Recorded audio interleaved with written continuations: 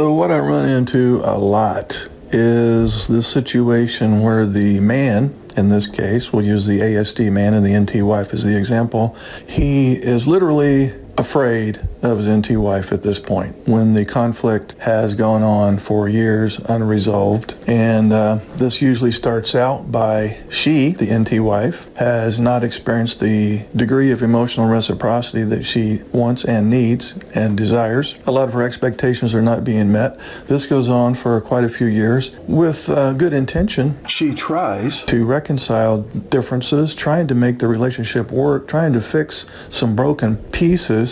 And her good faith effort usually downloads in his mind, the ASD man, as complaining, criticism, being parental, constantly correcting him. And so now he feels like he's on thin ice all the time, like he's in the doghouse much of the week. And I have heard so many self-reports from these men that they honestly are afraid to say much or do much because they just assume that they're going to get in trouble. And so they tend to basically go into shy mode. And this could look like he's spending less time with you. He doesn't really want to engage conversation with you. He may view you as his major source of anxiety. He tends to be preoccupied with other things.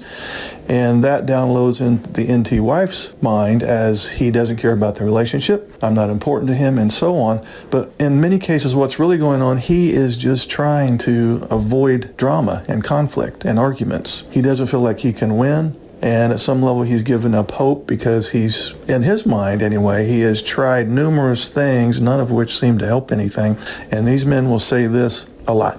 It doesn't matter what I say or do, it's never good enough. And they are literally afraid, and I'm not exaggerating, they are constantly overly concerned, for good reason in their mind, that it's better to say nothing at this point, because when I try to fix it, oftentimes it makes a bad problem worse. And they're basically in a form of flight.